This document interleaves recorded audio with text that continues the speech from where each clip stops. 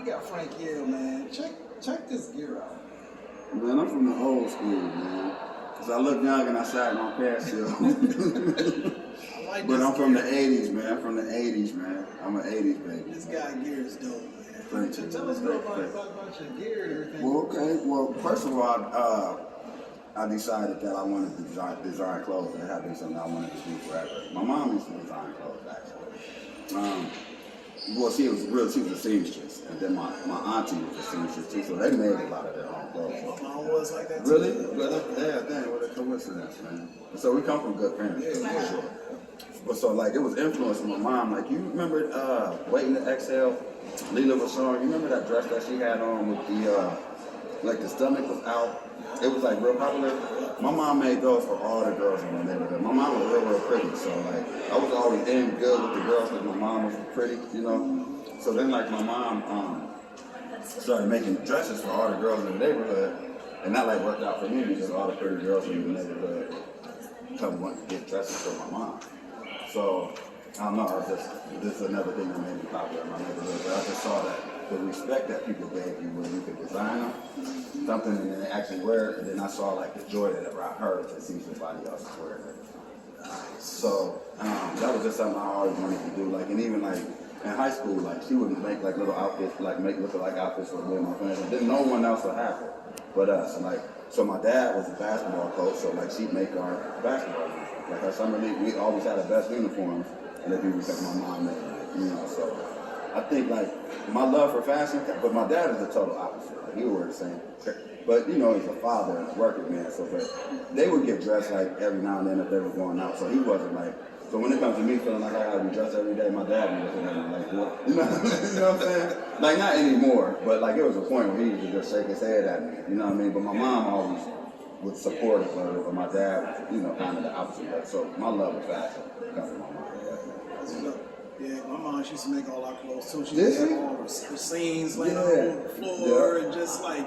Yeah, that's how my mom was. Right? And like she would see something like my mom machine. My mom would go to the store and be like, man, don't pay this much money for this, I'll make it. You know what I mean? And that's how my mom was. And then even my mom wasn't as talented as my aunt. Like my aunt could like all our stuffed animals as kids, like my stuffed football, my stuffed basketball, or my auntie made all that.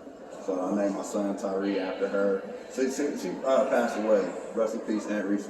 But like she was so influential in our family, it's probably she got probably 12 of our kids or grandkids named after her. She didn't have any kids of her own, but I got a son named Tyree. My brother's name is Terrence. They're named after her name is Teresa.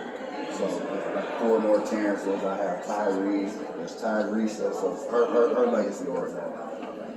And so like my love of fashion and my love of from the creativity aspect.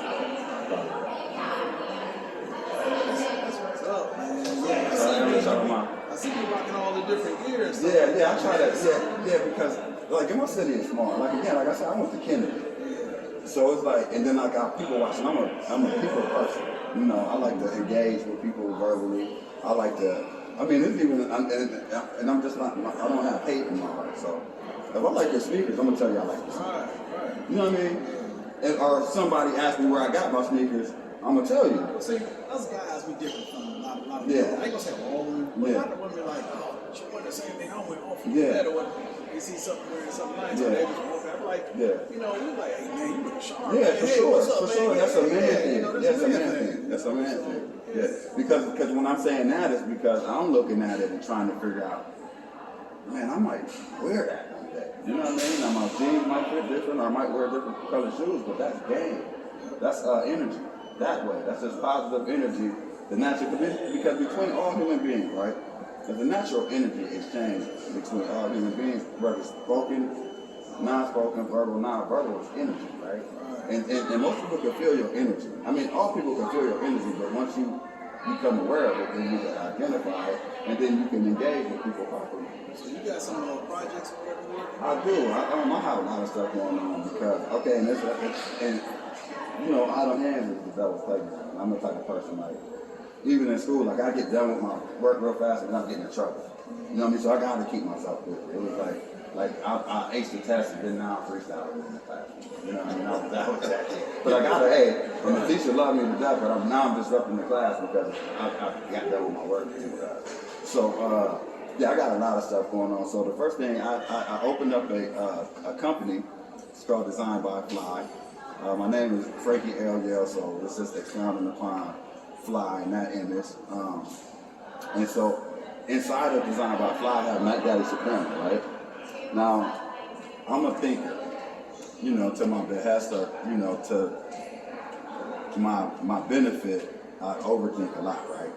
So my thing is I'm going to challenge people to think because as you look at this picture, okay, go me man, right? I probably, when you first saw me, I imagine I probably was quite different than I would imagine you would be like, so that makes me an oxymoron like you, because you're a big dude. But once people start talking, you be like, man, wow, that big dude is actually a kind-hearted brother. You know what I'm saying? That makes you an oxymoron to people. That makes people want to engage with you. And it also makes people want to listen to what you have to say, right? So, Mac Daddy Soprano, right, at an earshot, it sounds like what? Pimping a game, right? But see, I understand that the mentality of those type of people are still things that we can use for a positive reason, right? Because in order to be successful in any business, be it illegal, you have to be a certain type of individual. It takes a certain type of mentality, right? So Mac Daddy Soprano is a necessary activity because I'm out of illegal activities. This brother right here changed my life, and I don't want to let him down. Like I let enough people down in my life, so this has to work, right? Because in the same way I look up to them, there's people that look up to me. So Mac Daddy Soprano is more of an idea of a mentality. It's a never say die attitude. It's a manly attitude. It's a take care of home attitude. It's a raise the children attitude. It's an attitude of unity, right? It's the same type of mentality that you would have to survive doing any illegal or legal activities. Because listen, I know people that are like Ray Kroc. You know what Ray Kroc is?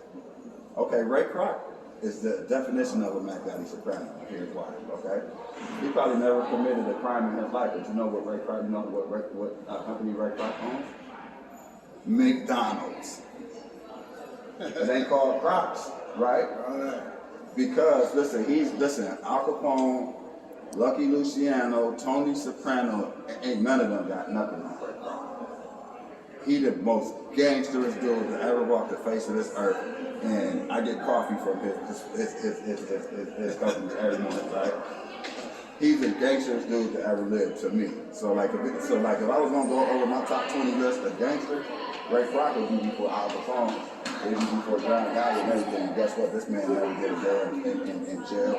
He probably never committed a crime, and his lineage is secure for the rest of their life. Like his kids that ain't grandkids that ain't even born that straight. You know what I mean? So it's a mentality. So it's like a and it's like say Mac Daddy Soprano. See, it make you kind of feel good when you say it. Like, no, seriously, it kind of like make you like, wow, you know what I'm saying? It's like when okay, he challenged me, right? I need to do this. I'm sorry, it's part of my image, but I'm trying to polish up, so I'm gonna take those out and talk to my brother with some sense. Okay, yeah, I forgot how I was doing. But okay, no, you challenged me, right? Okay, you challenged me because listen, he taught me how this whole modeling thing works, right? A lot of it is just people just like, don't talk to me about it, just do it, right? Because talking about it ain't real. I can talk about it anything. I can tell you that I can backflip and land on my 2 feet. You know what I mean? But until I actually do it, you're not gonna believe it, right? So he called it. So David Ford is one king, right? And we know he's the #1 eyewear brand in the Black Hollywood eyewear brand, right? And then we also have Solomon Paulk, who's been Beyonce's bodyguard. He's in movies. He has his own radio show. I mean, there's a multitude of other things that we can list, right? And then he said the third king. He said Frankie, Yale. So in that moment, I could shrink from the, because it's not pressure, but it's just, okay, rise, young man. So in that same idea of you, and listen, I thank you for that. Seriously, Thank you for giving me that. Thank you for seeing me the way I should see myself. So this is all I'm saying is Matt got his soprano in the same